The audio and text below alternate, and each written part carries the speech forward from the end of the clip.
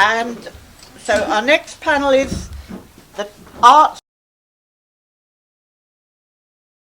resisting. To what extent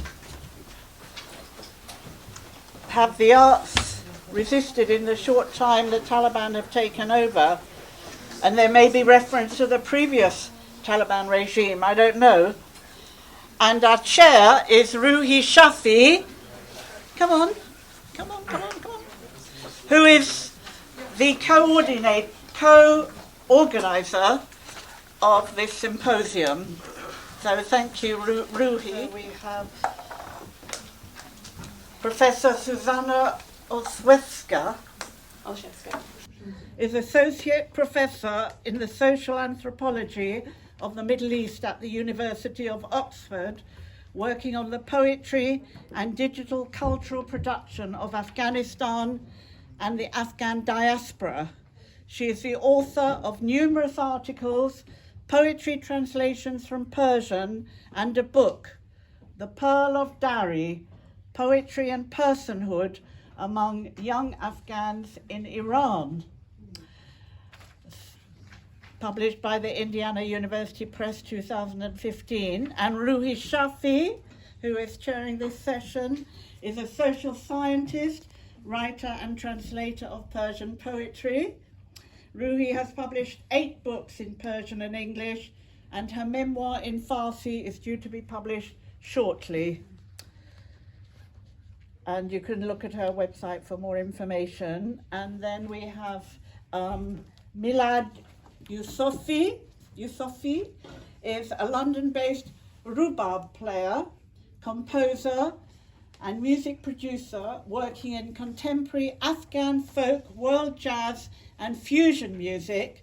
He has performed at the Houses of Parliament, the White House, the British Museum, V&A, Royal Festival Hall, and at exclusive gatherings for the royal family, heads of state and government, ambassadors and other dignitaries. He has composed for BBC programmes as well as for a number of films and theatre productions. And here comes Karim. So, Karim Haidari was born in Afghanistan and came to the UK in 1999. He has an MA in creative writing from City University and writes poetry, short stories, plays, scripts and radio plays. Excerpts have been published and performed in the UK and Afghanistan. He worked as a journalist for the BBC in Afghanistan until recently,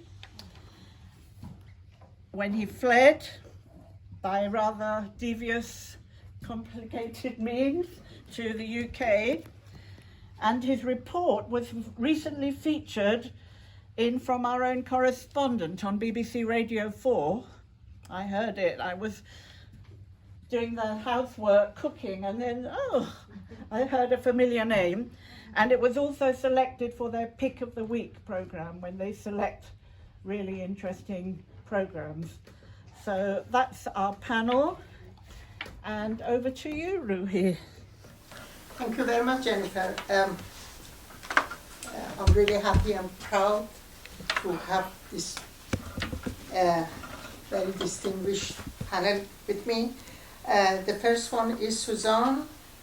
Suzanne is, let me find what she's talking about. She will be talking about the journalism. Poetry. The poetry in Afghanistan, is that what it is? Yes, poetry in Afghanistan.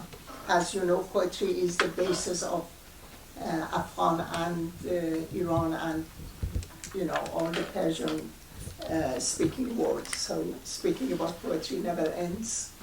Suzanne, to you. Thank you. I actually have a PowerPoint, so I think I can use that from here.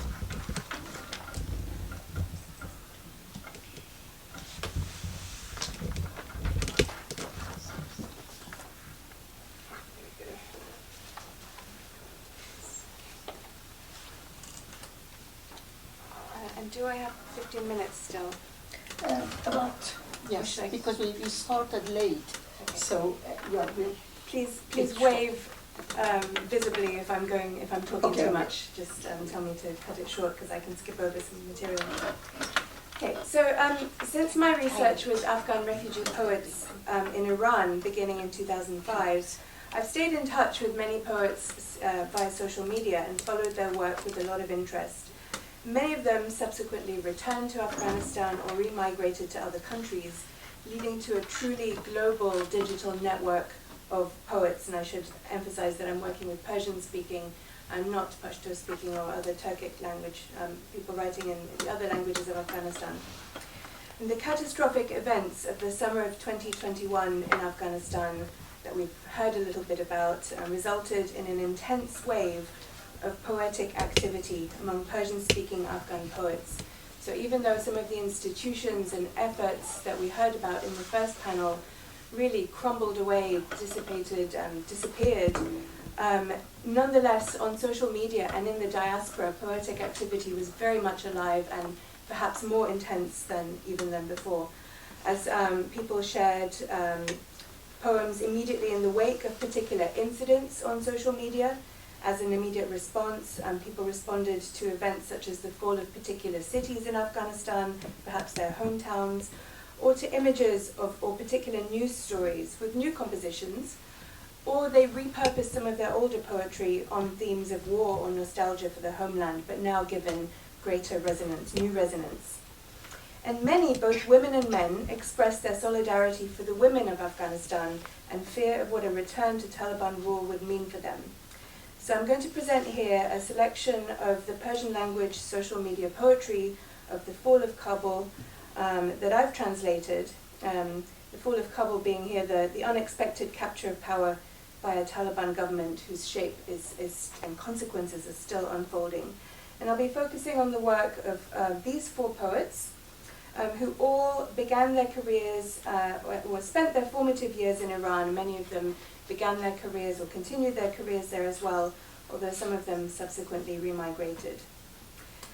So one of the first poems to catch my attention this summer was this one, by the first poet there, Mahbouba Ibrahimi, which was posted on Instagram on the 11th of July 2021. And Mahbouba is an Afghan poet and filmmaker who now lives in a very small village north of Uppsala in Sweden. Now I'm just going to read the English in my translation, and the Farsi Dari is there on the left for those of you who'd like to engage with that as well. Take your bombs, your guns, and your trash. Clear out and go home, comfortable people of the world. Stop eyeing up our water and land, heartless neighbors. Mournful, enraged these days, poetry can't work its poetry. Which woman has the heart to tend to her looks when she's anxious and distraught? A woman abandoned by all is not a woman. She is gunpowder stuffed down the throat of a gun, a sorrow petrified in the mountain's heart. How can I speak poetry with all this molten rock in my throat? We did not deserve war, homeland dear.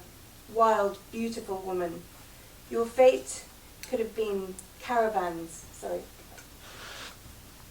Your fate could have been caravans bearing silk and light, the rhubarb's echoes in the mountains, Sarlang's snow, the Helmand's flow, and strong, kind men who gifted you children made of love and wisdom.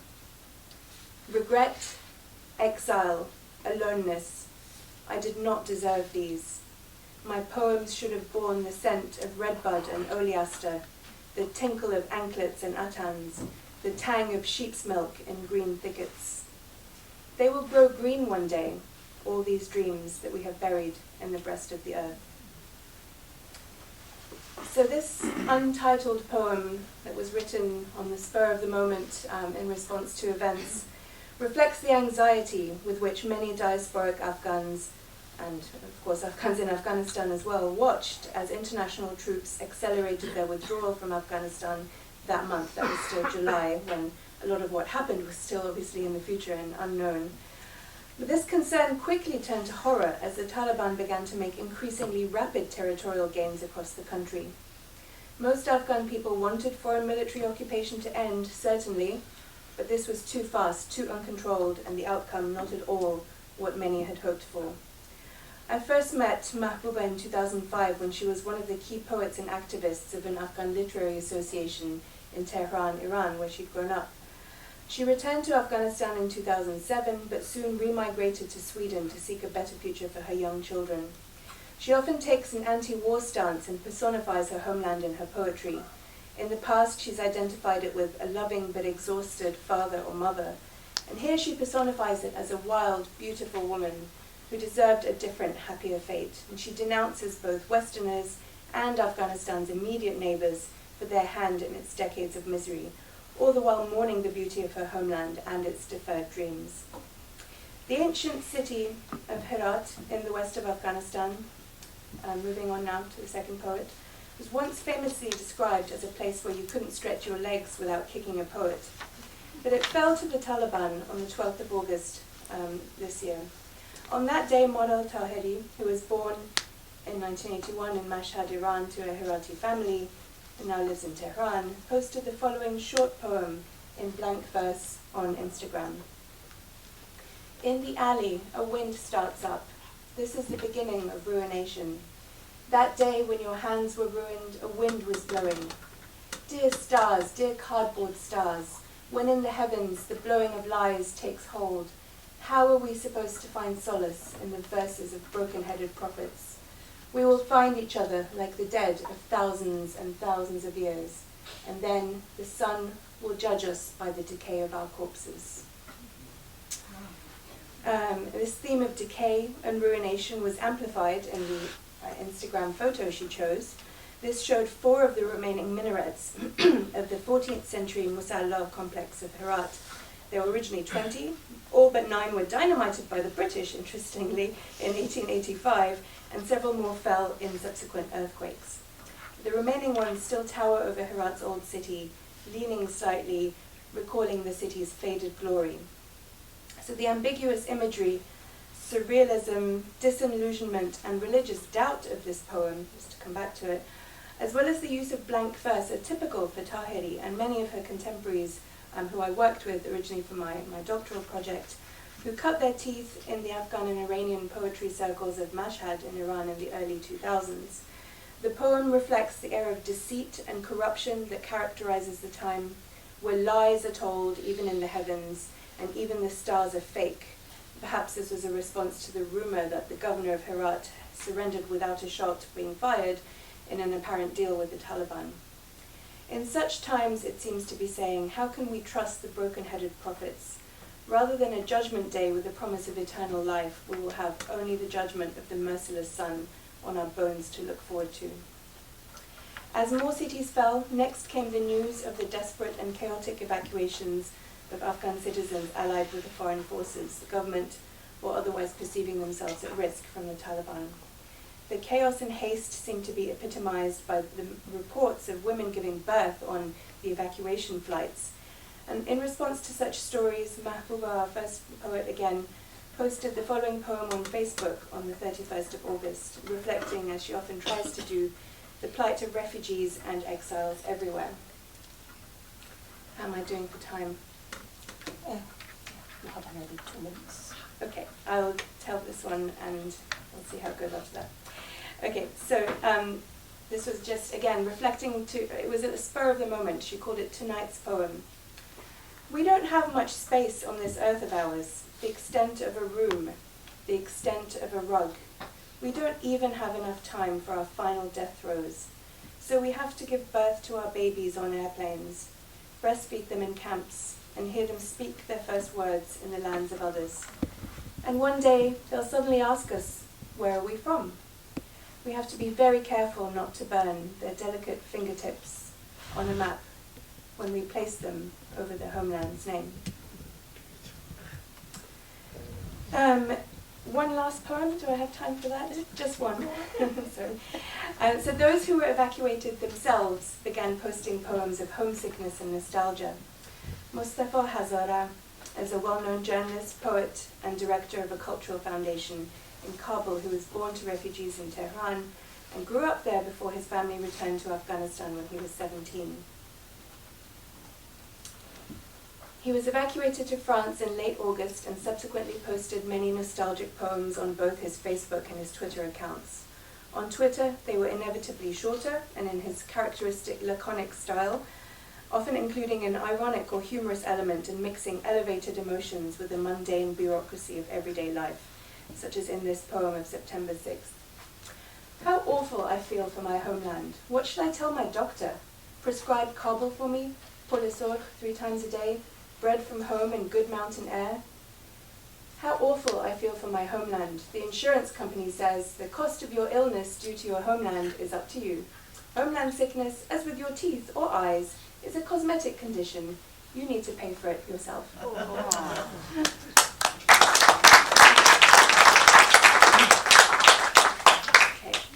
I thank you. I'm going to skip the last poem and just conclude briefly. So I'm still in the process of collecting these poems, translating them, and it's all a little bit raw, and I'm thinking about how, from the academic point of view, how to interpret them. But I see them as a form of witnessing and of processing the devastating individual and collective emotions of people who felt, you know, as we got a sense of from the first panel, people who felt that their entire way of life was either under threat or in fact had unexpectedly overnight been completely snatched from them. But it's also an emerging story of, it's an ongoing story of displacement and trauma that often goes back 40 years or perhaps even 130 in the case of many of the Shia Hazara poets who recall earlier traumas as well. So as I said, I'm still processing this and I would love to hear your thoughts. Thank you.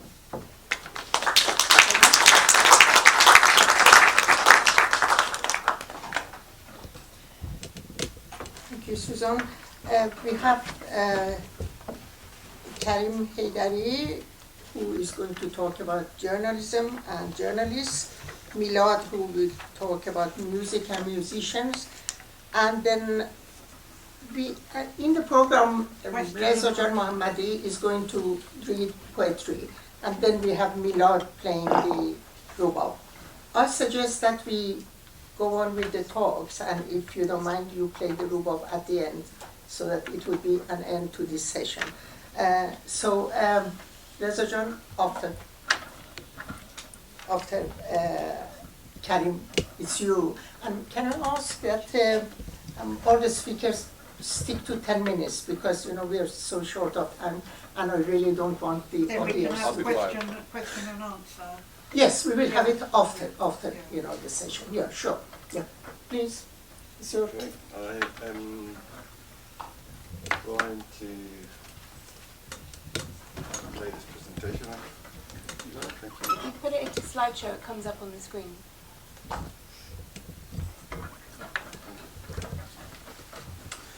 So since we have got very little time, I'll just go quickly through what journalism has gone through in the past, not just 20 years, but where it had emerged and how it started.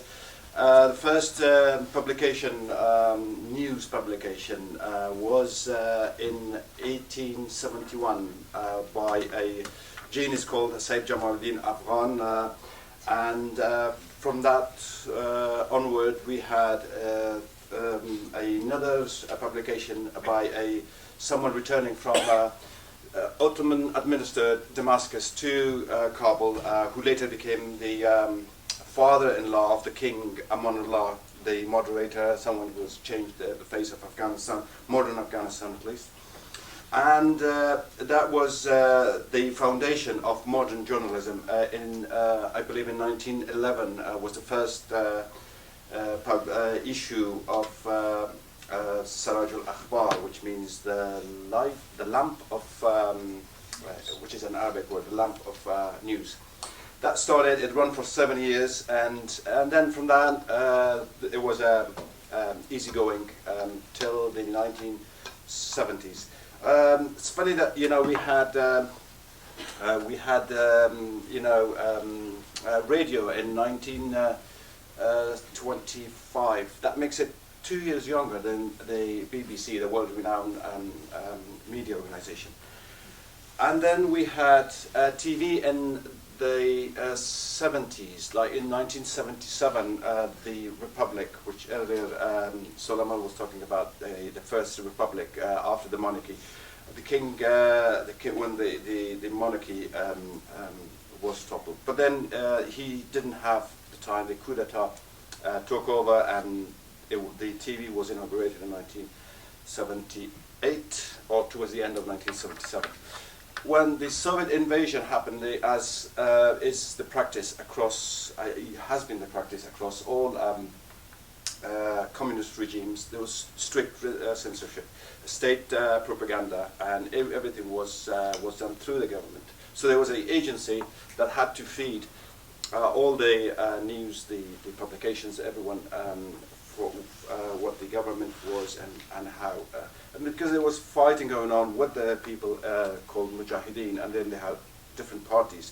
And each party had their own publications, obviously contradicting what the government was saying at the time. And then when Mujahideen took over, I remember that when there was a TV show, a cartoon actually, animation, and then when a woman came on the screen, it was just a character, a cartoon character.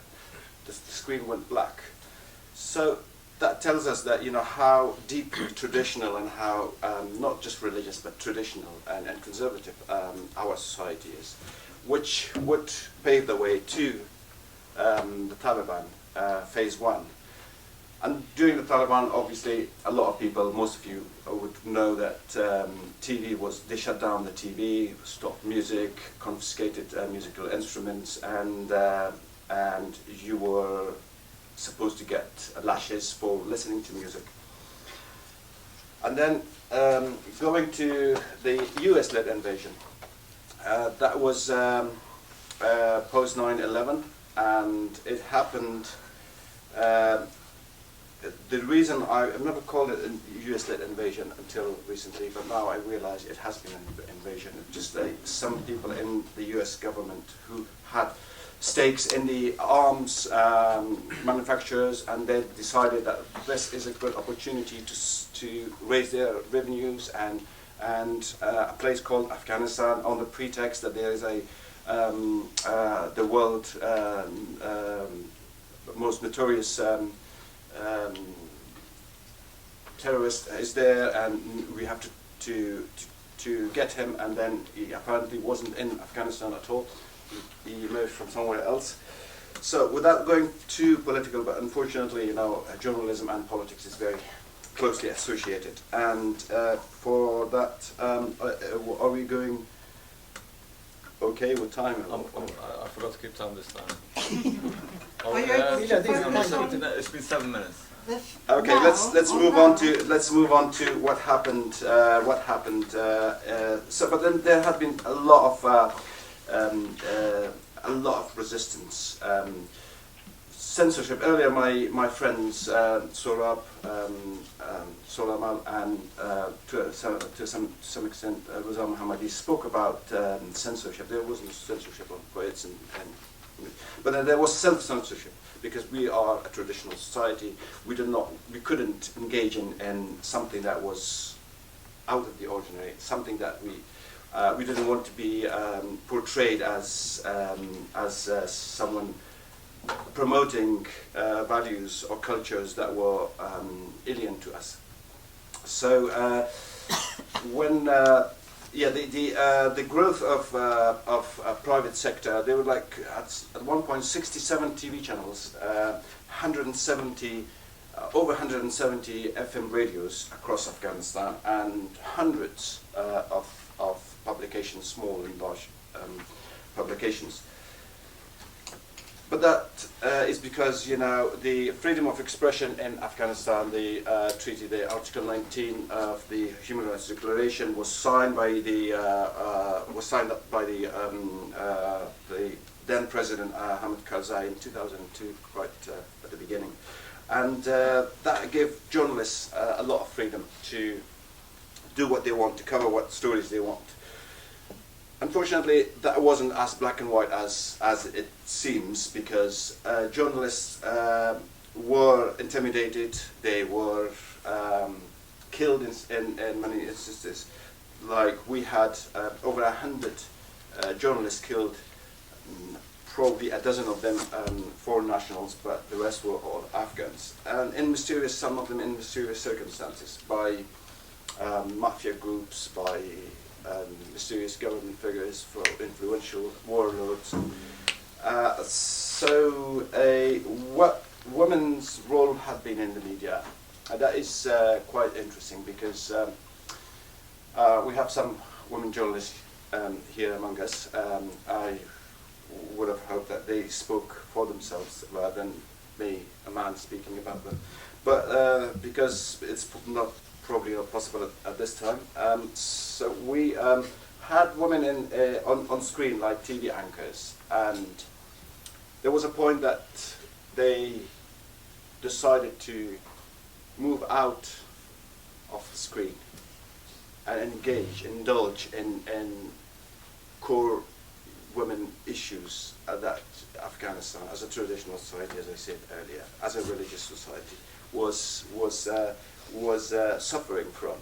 So they were not, as someone put it, decorative pieces of TV or media. They were actually engaged in real life stories. They went to places. But then they also had suffered casualties, but they lost their lives because, not just because of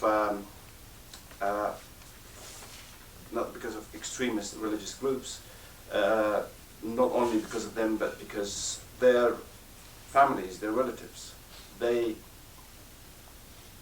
blamed them for dishonoring their family, their clan, or their tribe. And a lot of them sadly killed that way.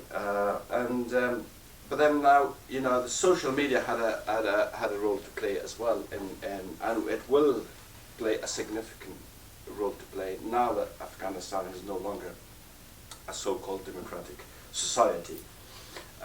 It is the social media that will address major issues that are surrounding the freedom of expression, women's rights, and the freedom to be who you want to be, to say what you want to say.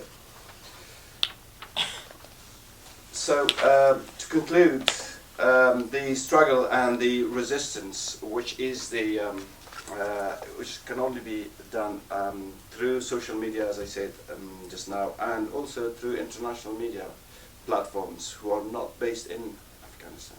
To some extent, the Taliban are tolerant to international media because they try to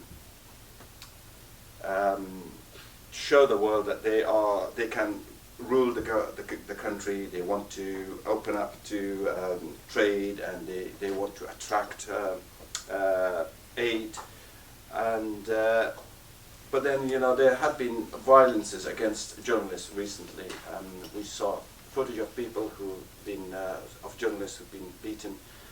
Their bruises. They were brave enough to show them to share them with the world. And regulations, there have been new regulations, but then they are not, a lot different, or not dissimilar to what the previous government had. That, like, journalists are not supposed to say anything about the religion, say anything against the Afghan culture. So those were the reminiscence of the previous government, but the previous government was so corrupt that it never managed to apply those, thankfully, to journalists. But with the Taliban, it is more serious. So, but even then, it's not, it's not that straightforward, as black and white as it should be. Finally, history or physical attributes. But I'd like to thank Dr. Jennifer Langer for inviting me to say a few words on my views. I should also, Dr. Langer has been a big, actually your name Langer means, in Farsi means anchor for the Afghan community here in London. And you've done a lot for, so thank you so much.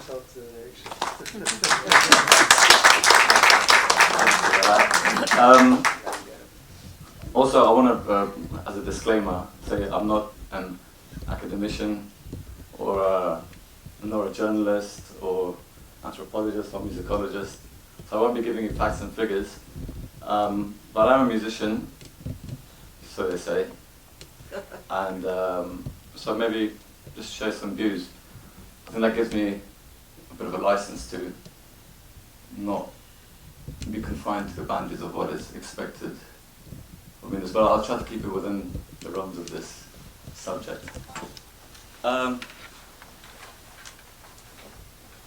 Afghanistan is seeing big changes. I think the whole world is seeing big changes. And if I just stick with Afghanistan for now,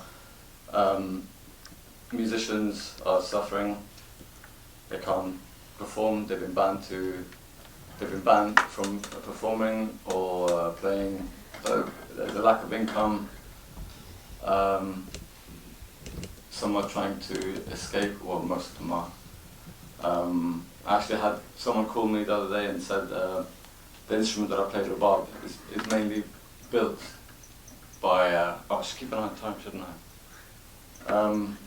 It's built by a family. They're called Haidari brothers, and I use their Rubabs. And I just heard news that they want to leave Afghanistan, and if there's anything I can do, and if I know anyone here. So it's kind of weird because I'm trying to get them out so they can no longer make Rubab that I play. But so these things are happening. However, I just wanted to say more about music itself. I don't want to get into the politics of things.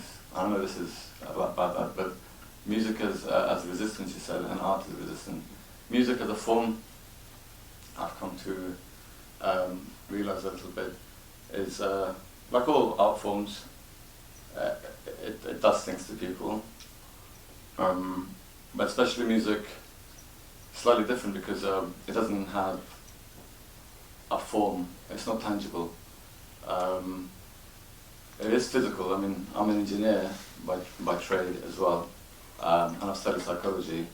So music is a propagation of air that resonates through air or substance, and it hits the eardrum, and it like that, and then it creates, things in your brain.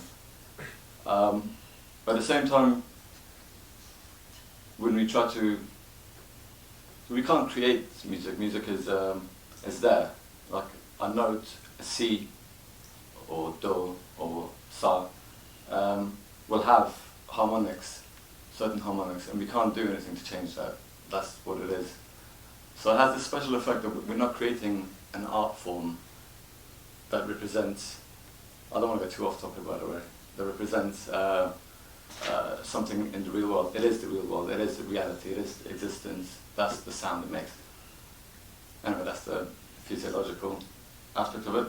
There's a social side of it where we all sit down and we enjoy music, whether it's our ancestors dancing around a fireplace, or tourists gathering around a busker in Leicester Square, or it's a nightclub or a night at the opera.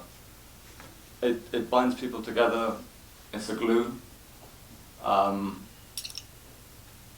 on a societal level, again, because of these attributes it has, and no one fully understands why this is. Why does music affect people? I mean, people remember songs, but they won't remember poetry. No offense. But poetry with music is remembered more, and they go together well. As me and my friend Surab, we haven't done any work together, but we hang out quite a bit. Hopefully more. Anyway, I think the responsibility that comes with music, and on a societal level, on a cultural level, and this is where I'm going to slightly digress, if you don't mind, Dr. Langer. It's like I feel like I've been asked to tell the guests at a dinner party that dinner's going to be late. it's going to be served late. But while I'm going towards them, I realise that the house is burning. What's more important, the dinner or the house? At the moment, people, other speakers are talking about modern Afghanistan and modernity and this kind of rural or...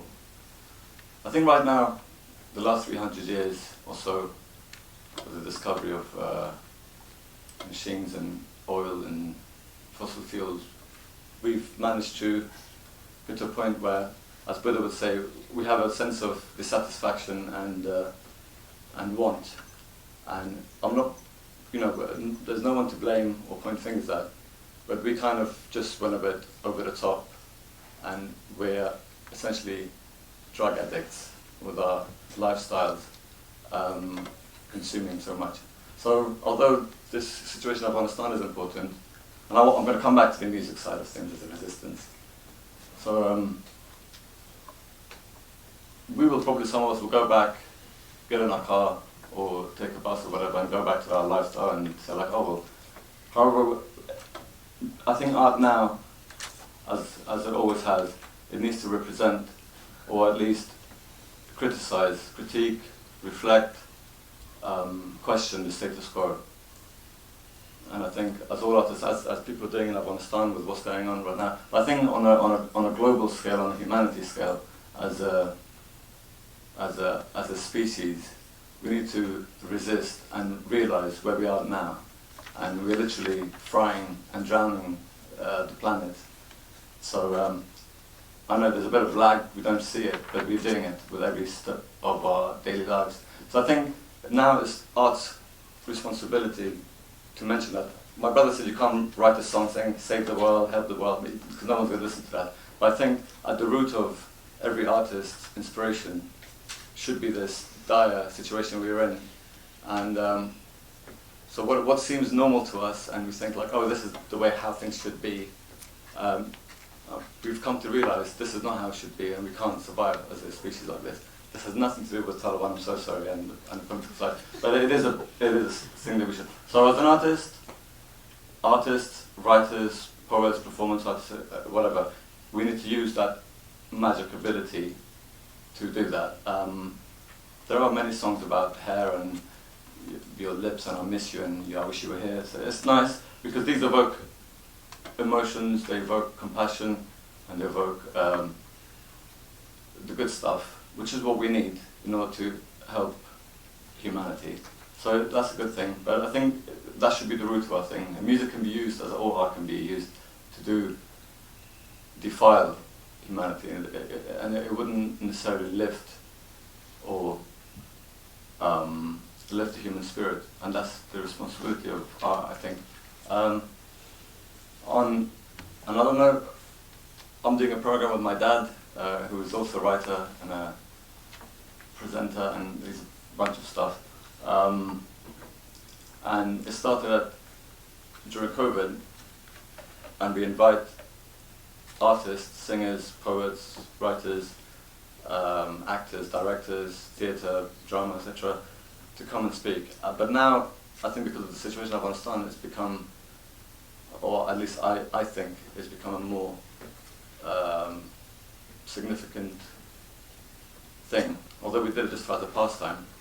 And luckily, so there's ways of resisting these people. That you can actually do things and continue writing or making drama, music, or intermedia projects, whether it's theatre, visual arts with music, with sound, etc. I don't really have a conclusion to this, what I'm saying, so I'm just going to leave it there. Thank you. Thank you very much. I think we asked Reza Jan to come and just read some of your poetry. I'm wondering if you have the translation of your poem, Naqash. Do you have it in English? No, unfortunately, I can't translate it with words if you want. Just come on.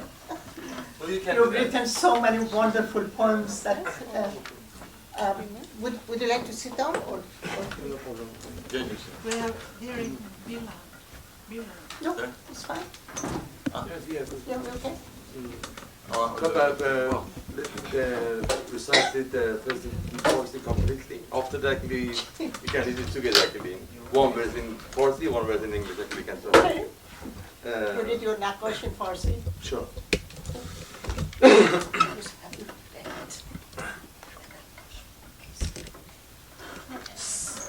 صدا ز کالبد تن به در کشید مرا، صدا به شکل کسی شد به بر کشید مرا،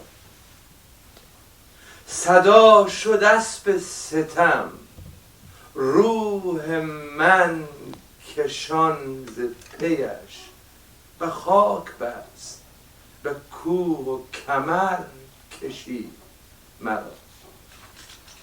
بگو که بود که نقاشی مرا می کرد که با دو دیده همواره تر کشید مرا، چه وهم داشت که از ابتدای خلقت من غریب و کج قلق و در بدر کشید مرا، دو نیمه کرد مرا پس تو را کشید از من، پس از کنار تو این سوی تر کشید مرا.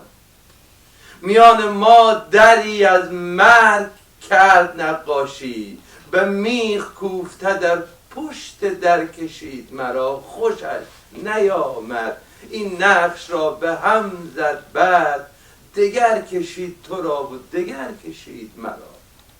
من و تو را دو پرنده کشید در دو قفس، خوشش نیامد بی بال و پر کشید مرا، خوشش نیامد.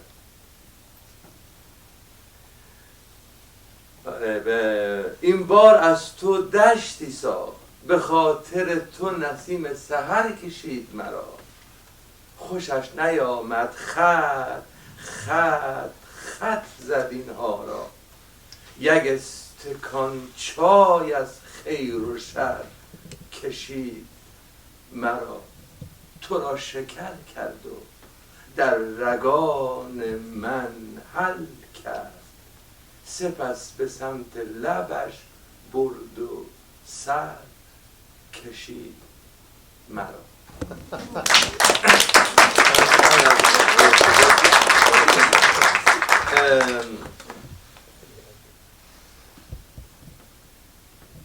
صدا ز کالبد تن به در کشید مرا.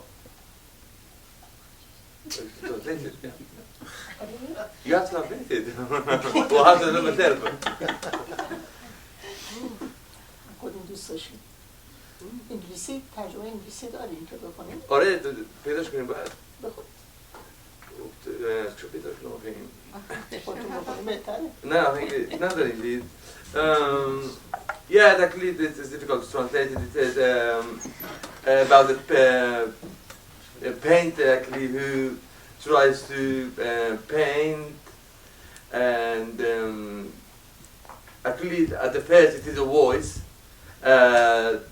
The voice actually is the painter who tries to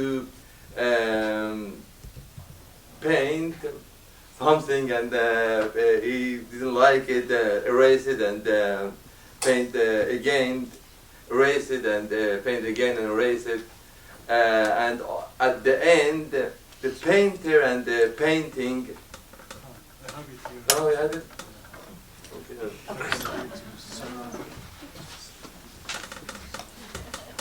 So finish that as well. No.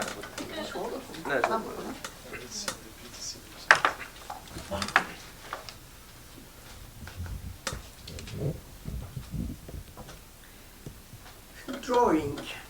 There was a voice and it coursed from a pair of parched lips, drawing me out of my body. The voice was despotic and uncared, as a horse dragging my soul across rocks and up screen. I don't know why the voice, the maker, drew me and unroofed as a vagrant, a fool, or why it split me in two, and then drew me from you, sliding the earth in between us. It sketched a door of death then, and depicted me nailed to the door. But that wasn't enough, so it rubbed us out and started from the beginning, drawing us in the likeness of doves, caged in separate cages. It wasn't enough. It wasn't enough, so it drew me with neither wings, feathers, but it wasn't enough. So it dashed us to pieces and drew me as your son, you as my father. And a moment later, I was a stone, and you were a star shining down on me, making me into the most precious thing. It wasn't enough. It drew you as a desert and me as a breeze. On the long wander through you, it wasn't enough. It erased us and sketched me as a cup of tea, full of good and full of evil, and made you the sugar that sank in me and got dissolved, and finally we were lifted up to a pair of parched lips and drunk.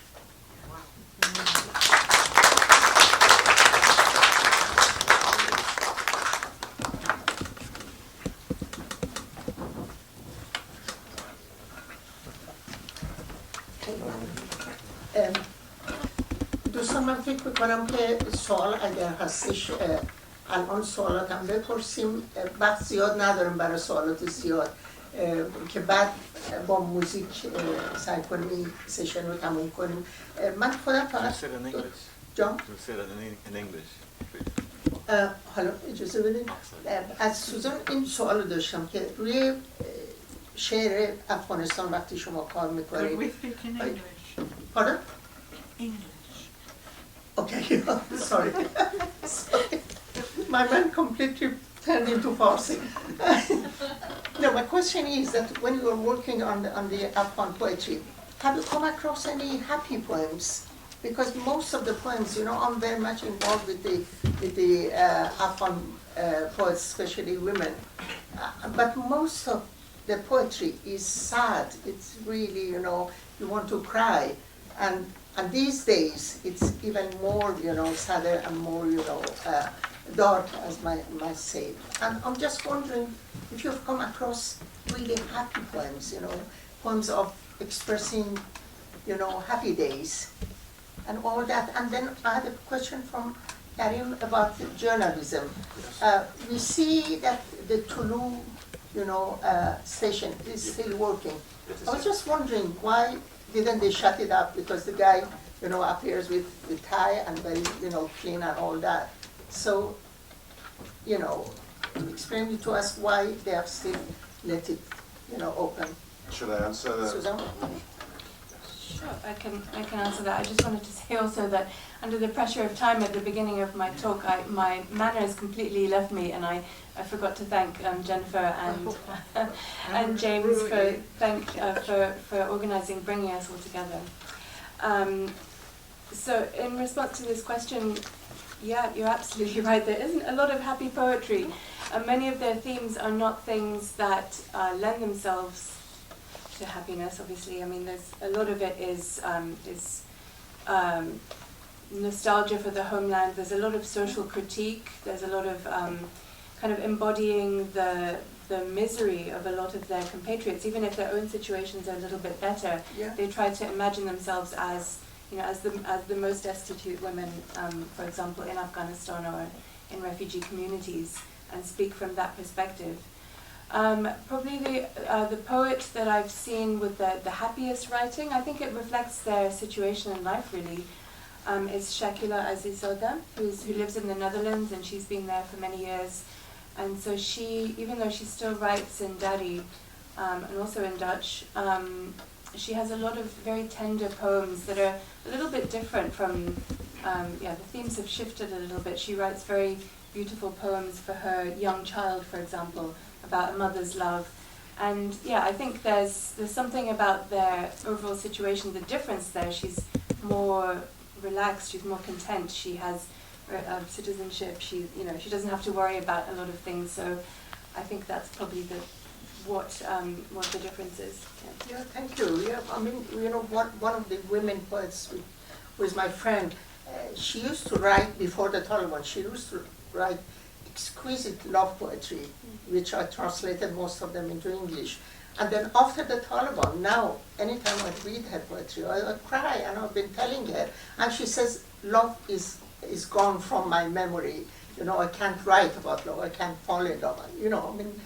It's just completely turned up to the sadness most of the time.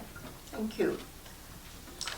Thank you. To answer your question about Tulu News, for those of you who don't know Tulu News, it's a 24-hour news station. It's spearheading the media, has been since 2004.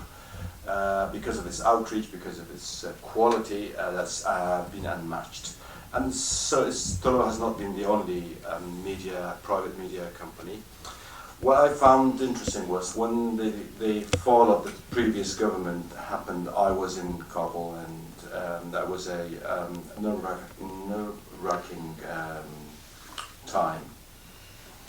And the very next day I saw a TV anchor, a woman, interviewing a Taliban official on the screen.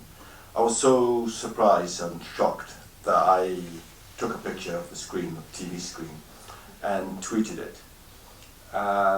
Because I, like myself, there were other people like, oh, has the Taliban changed? Or is it, just a temporary thing because they are new in power and they want to make sure where things are. But the reason why the Tulu News is still continuing, and we have a Tulu News presenter sitting there hiding behind a mask, a former Tulu News presenter. So the reason why the Taliban have been, or has been, depends which pronoun used for them, is that because they believe that they need to tell the world, tell Afghans and people in Afghanistan that they are tolerant, that they have changed like everybody else in the last 20 years, and that is probably their strategy. Were soldiers, pro-government soldiers, or Taliban, or children and women. They were all human beings, and they were targeted. And the only good thing that happened was at least that stopped. Of course, there's still the emergence of ISIS and other terrorist groups in the country. And no, the surprise to most people. yeah, It was shocking. it was a shock. Yeah, They were expecting. I think you have to add about 300,000 who have fled to Iran so far, about 5,000 a day. And Absolutely, with the yeah, economic situation in Iran, where it is worse than any other country in the region, I don't know what happens to those 300,000 who, this is have a gone growing to number. Iran Yes, yeah, the number is growing. Is increasing. Thank you. Any other questions? Sorry, I had a question. Yes. Well, actually, it is addressed to the previous panel, but maybe I know you Susanna raised could- your hand, but maybe Susanna could help me with this. My question was mainly regarding translation between Pashto and Persian, and I say Persian because it is Persian, not Dari as the Sohra's translator repeatedly said Dari, while Sohra himself was calling his language as Persian.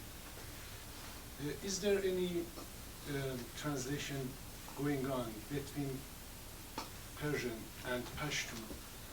I have seen very few online, but Sohra in his talk was saying that there are lots of Persian books available to them, well, mainly written or translated in Iran, but anyway, available to the Persian reader.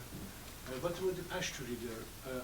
Do they get books, for example, from Pakistan or from elsewhere? This is one question. And the other question is that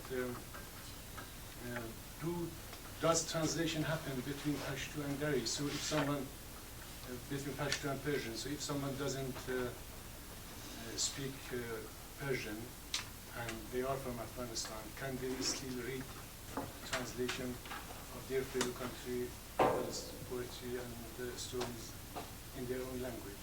I don't know if you know this or not.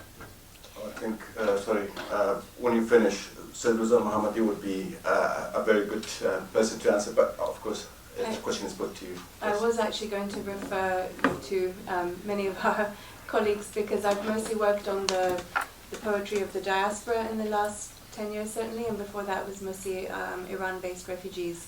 And I can tell you from those perspectives that there was very little, there was very little knowledge of the Pashto language among the Persian-speaking refugees in Iran. Some of the self-run Afghan schools in Iran actually taught Pashto as a language because they saw it as very important for people who would be repatriating back to Afghanistan. But obviously those who were going to Iranian state schools didn't have that. So that was quite weak, and I think it became a problem for people who did repatriate without the knowledge of the other language. And as far as translation goes, I do think there are people more qualified to answer that, whether James or Suleiman Saib or Reza, because I'm sure you know more about these things, the dynamics within Afghanistan. Reza has been involved in translating. There has been a lot of translations of Persian into Pashto, but very little into. There was a book by a BBC employee of staff, Abdullah Shadan, translated Landai, which is like a haiku, similar to haiku, into Persian. And you rightly said, yes, Persian is the language, but Dari is a dialect, so there's no, so that people don't have any confusion. But over to you, Reza. No, but as you said, it's a bit difficult to find actually many sources for translated versions of Pashto poems in other languages. But anyway, actually we tried.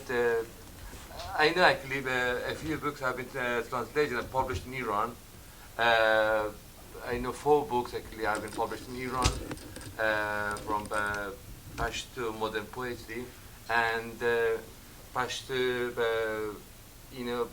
style of poetry. It's kind of haiku. But unfortunately, yeah, you're right. Actually, it's a bit difficult to find many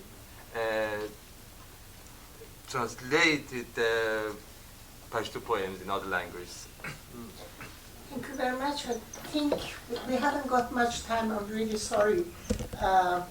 Now, we would ask you and your Robab. I think we leave this to him. Are you going to bring the instrument here? Yeah. I think we'll give you space. Thank you very much, everybody. No, sorry, not couple, just one tune.